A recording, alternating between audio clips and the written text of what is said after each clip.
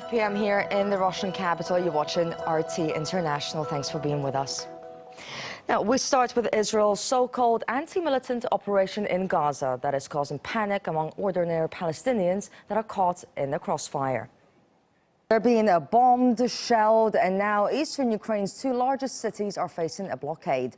President Poroshenko has ordered them to be surrounded so anti-government forces can finally be defeated. Well, let's take a look at a map here so that you get a better understanding. Self-defense fighters pulled back from this area right here and back to the city of Donetsk. Now, this city here has a population of around 1 million. If we move back, there's Lugansk over here, and this has up to 500,000 people living there. Both cities have rebelled against Kiev. Our very own Maria Finoshna is in Lugansk, and she brings us the latest. RT's Marina Kosareva is in St. Petersburg for us.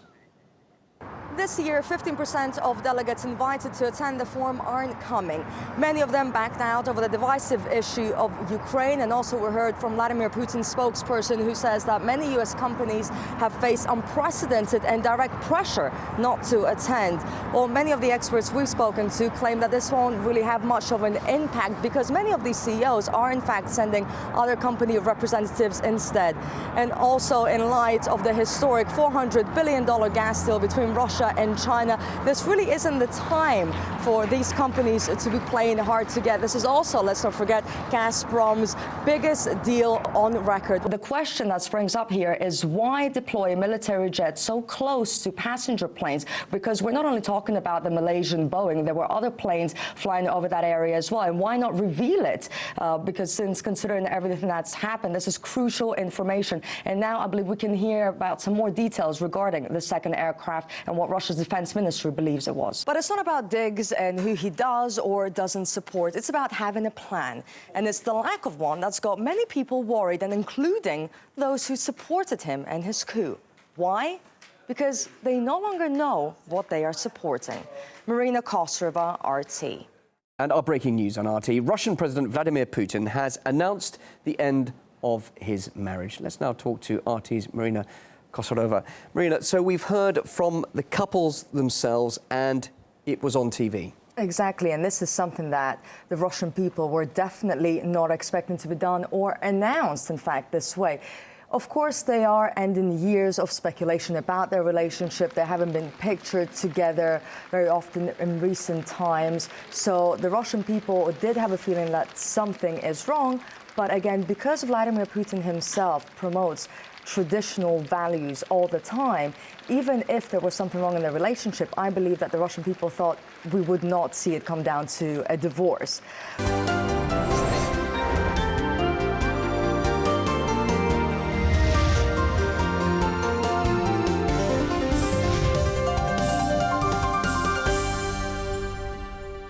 Eurovision last year. It was probably a good thing. She only came 19th out of 29. She didn't get a little point, but it wasn't far off, was it? It wasn't. It was. Her song was "Believe in Me," and they didn't no one believe.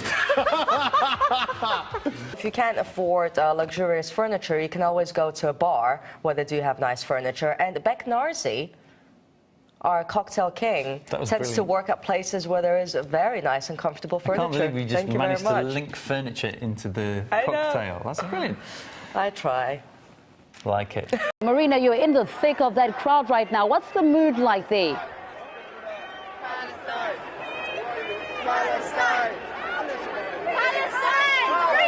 Absolutely, Tabby. Thousands have gathered here, and what organizers are saying is their biggest rally to date. Now, the protest started here at BBC headquarters because these people here say that the BBC's coverage is unfair and biased. And this is not the first time they're here, but they're back because they feel that their message is not being heard. Now, right now, the protesters are moving towards the U.S. Embassy because they want to demand the U.S. government to stop supplying weapons to Israel. And this is actually what they're demanding from the British government as well. Organizers here couldn't help but make fun of the situation where, in fact, they were sat here watching the ceremony. They put them on a split screen, and everyone here burst out laughing because it's hardly a secret that there's been some tension between the two, to say the least.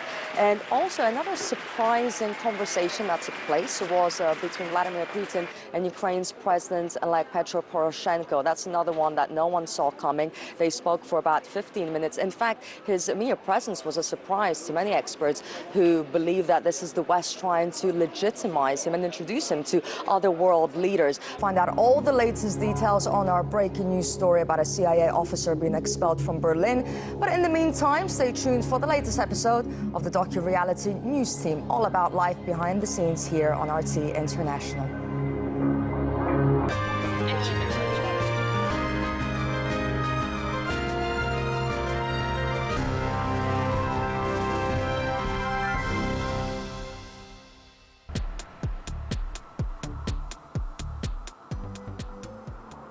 I'd lost my keys to the flat.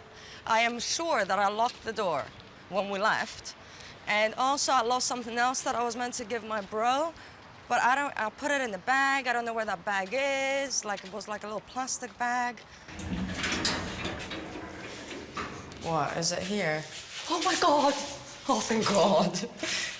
All right, so maybe I didn't remember. I did lock it, that's the thing, I just didn't pull it out. But what about the bag? This is, if I find the bag as well, this will be, and I find the bag. All right, well, here I am. Okay.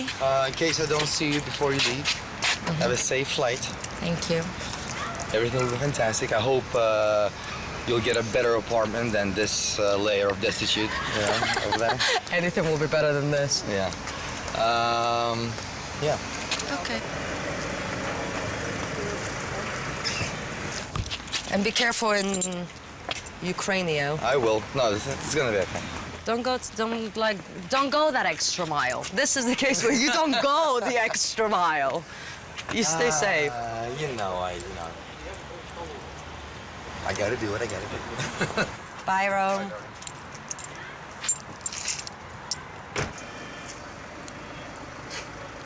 Shut up.